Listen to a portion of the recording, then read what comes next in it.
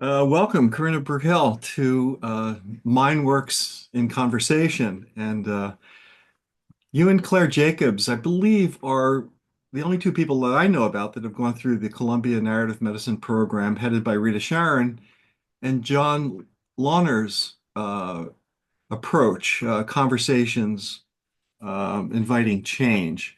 So, both narrative medicine and conversations recognizes the central role of storytelling in healthcare, but they approach it from really, I think, different angles. One through close reading and literary reflection, and the other through interactive dialogue and narrative reframing. So, given your experience, I was really interested in seeing how do you see these two models complementing or diverging from each other in practice, and do you think that one is better suited um, for certain clinical or educational settings than the other? Yeah, that's very interesting because I think they are like two hands. And what I've experienced, and I'm glad I did it in the order I did. I did narrative medicine first. And I think narrative medicine just creates that the awareness of the importance of every single word and learning to listen to every single word, and you don't realize how little you hear until you get better at it, and oh, then you become aware of how little you hear. But so from my experience, I mean, Columbia style narrative medicine, is it fills your soul.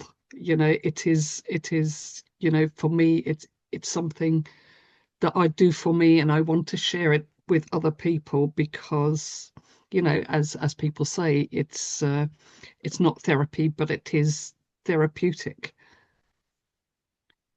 And whereas narrative practice, you know, it's given me the opportunity to put those listening skills into practice in direct interactions, normally because it's supervision with other clinicians of various disciplines, but you know, the practice of supervision and the way that you ask supervision questions, becomes second nature.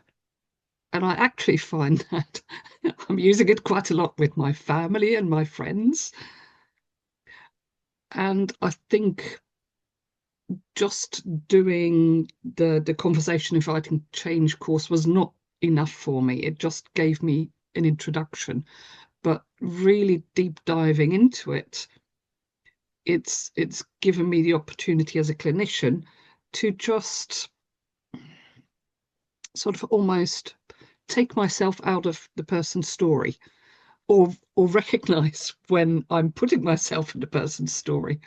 And I actually had a very a patient that I would formally have labeled as, oh God, difficult patient, neurotic, and I wouldn't have listened. And Mhm. this time I just took myself out of the story and just said, okay, that's what you're experiencing, put it aside. What's this person actually telling you? And so, but I couldn't have done that without both. So, yeah, it's interesting. So, yeah, as someone, and I was a clinician myself for a while. That was my first full career. So yeah, there's this term, help rejecting complainers. That people that come for help but then reject it. Can be really irritating to therapists. But then when you come to realize that perhaps this is part of their how they think about themselves, and so how you appreciate them doing that, both asking for help and then simultaneously rejecting it becomes a form of discourse that Mm, you kind of really appreciate, not appreciate, but have to work with. You mm. can, it's almost a style of communicating. Um, so can you talk a bit about your practice? An osteopath in the UK, and that's different than the osteopaths that I'm familiar with in the US.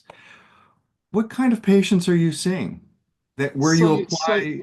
both narrative medicine and narrative practice? So in the UK, osteopaths practice, are more like physical therapists. We practice manual medicine. We don't prescribe.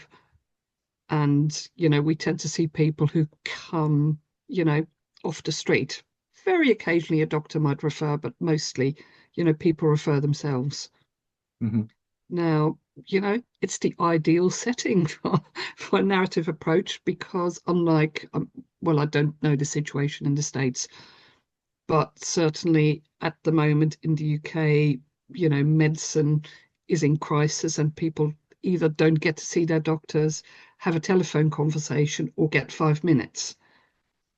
And so, I can see them for an hour, which which is great because, I might not be the perfect diagnostician, but I can get an awful lot more information.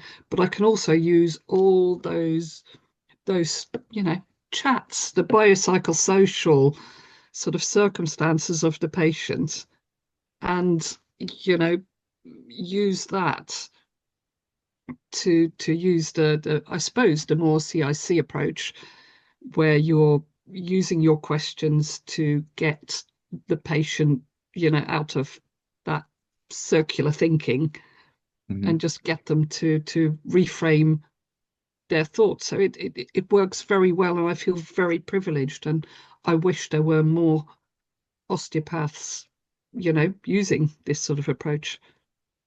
So is it typical in the UK for osteopaths to have that much time with the individual patients?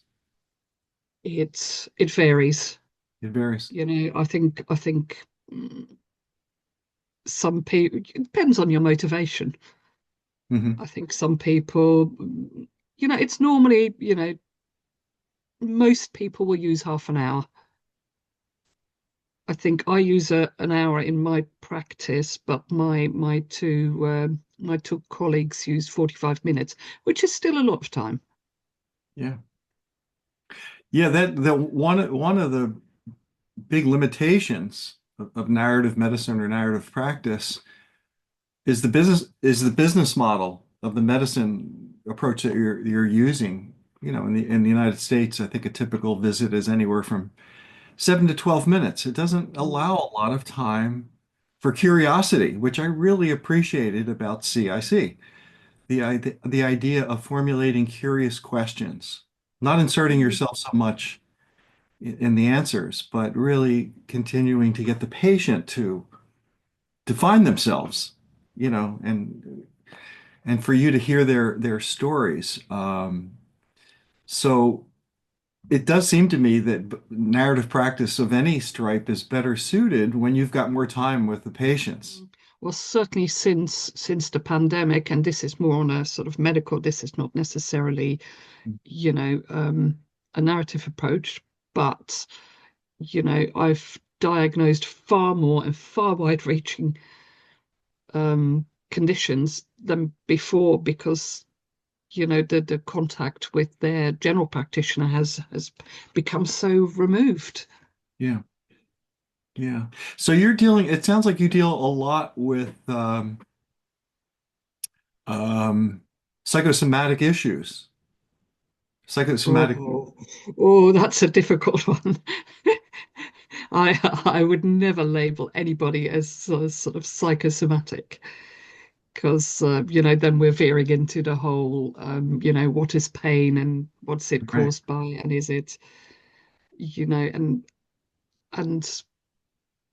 chronic pain is one of my interests, Hmm. as it is Claire's. And there is still a big conversation. Researchers doesn't know Right. why we have pain and where it comes from. Yeah. And so to say that it is psychosomatic tends to be interpreted by patients.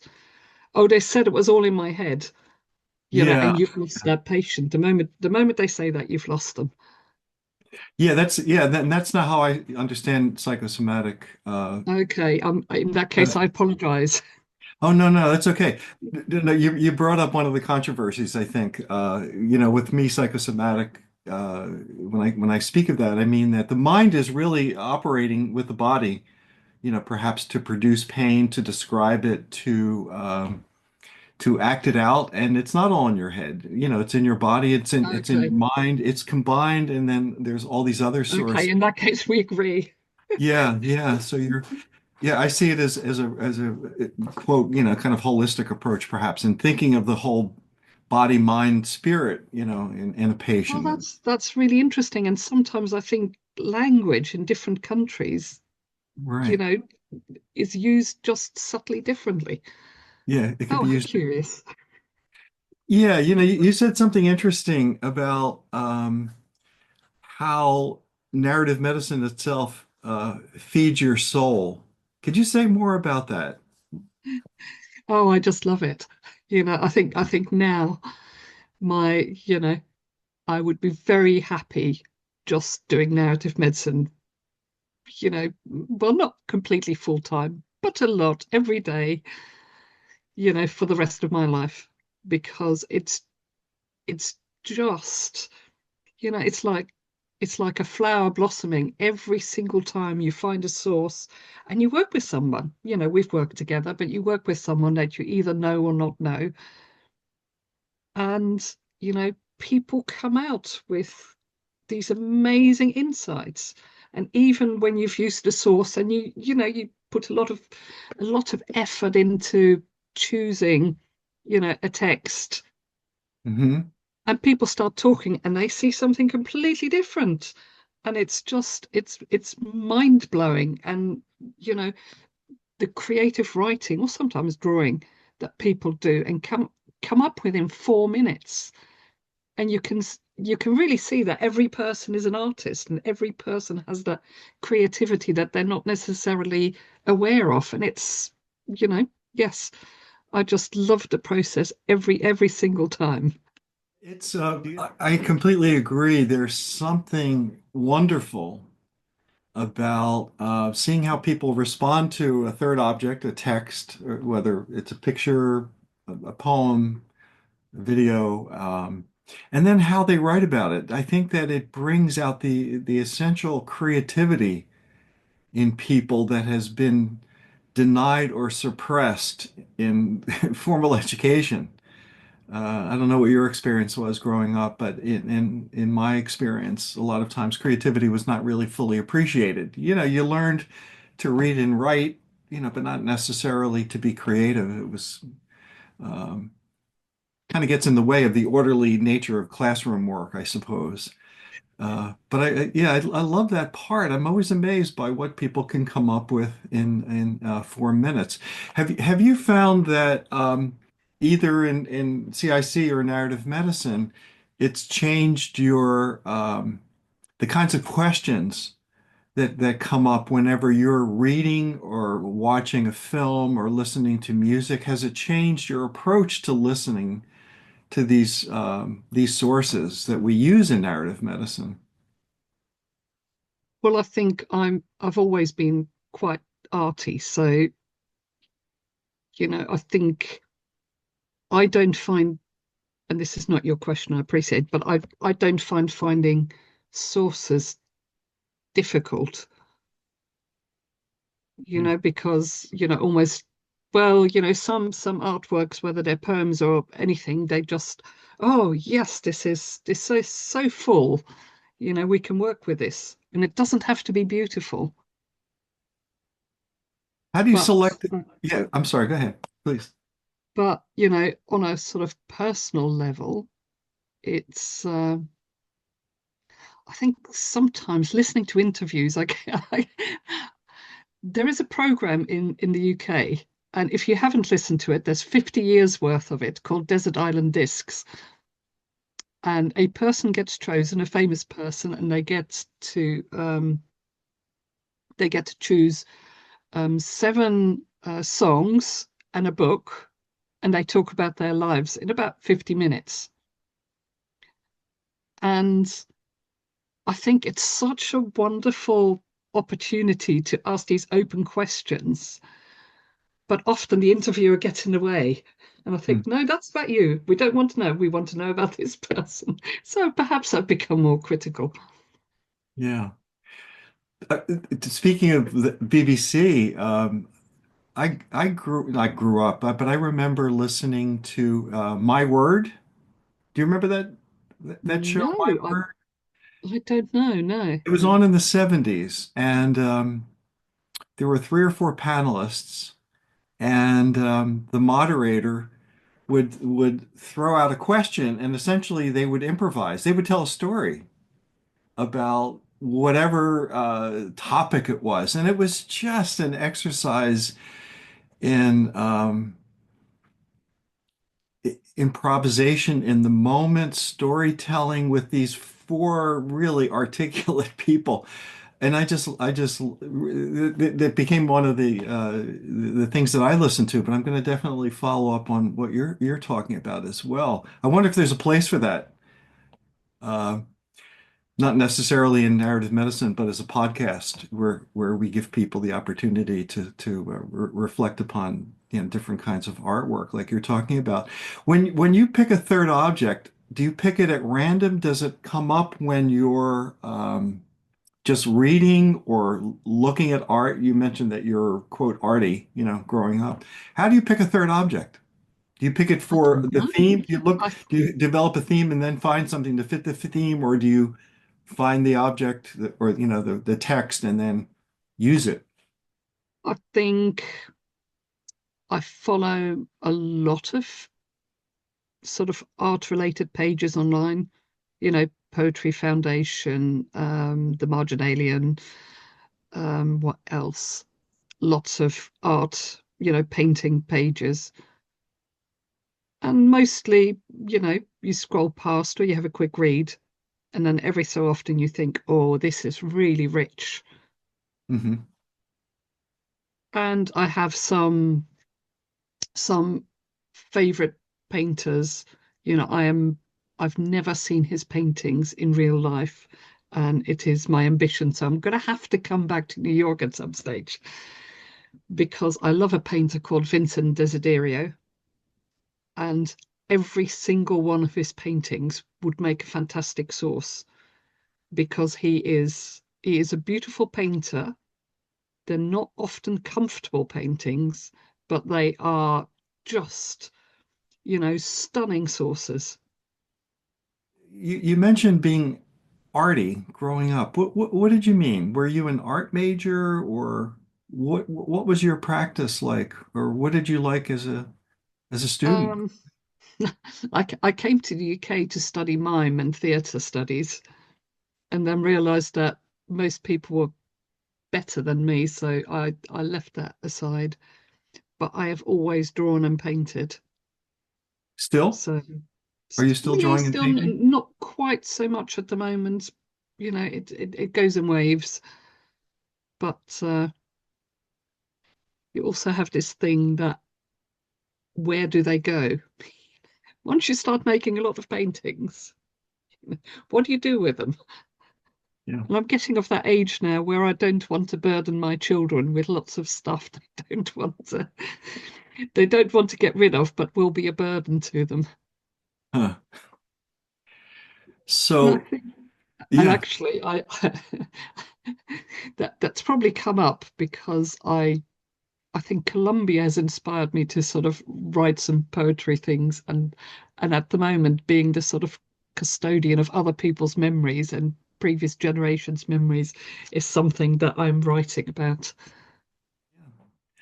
I was wondering, getting back to the differences and the similarities between narrative medicine and CIC, um, do you think that one is better for clinical settings versus educational? In other words, is CIC better for the clinical setting because you're focused on asking curious questions, and narrative medicine, in many ways, I think prepares people, to do that work. Yeah, Any that's thoughts on that's that? a lovely way of putting it. Yeah. Yes, I think, as I said, because you are a DO, aren't you? And in osteopathy, we have this thing of direct techniques and indirect techniques. Yeah. And I think narrative medicine is very much an indirect technique. You know, you don't achieve your goal by focusing on it, whereas CIC is very direct and can be quite challenging. And, you know, in narrative medicine, yes, you can get it a little bit wrong, but in CIC, you can get it very, very wrong. You know, and if you ask the wrong question and someone feels judged, Hmm. you know, you can really land in big trouble. And I have seen that happen. And so, you know, there's a lot of safety in using a work of art as something that is external to every participant, as opposed to using, you know, a person's story Hmm. and sort of zooming in on that story and sometimes going places where they really don't want to go. And of course, these things are done in workshops, so there's always other people to witness that. And you know, it's it's something that is a lot more sensitive and therefore a lot more challenging. Hmm. Yeah. And so, yes, it's very helpful and it's helpful in practice. Yeah. And I think how I use it is not necessarily how I use it with patients, you know, because I have to be very careful because I'm not a therapist. And so I use the techniques without it having to necessarily come to a conclusion.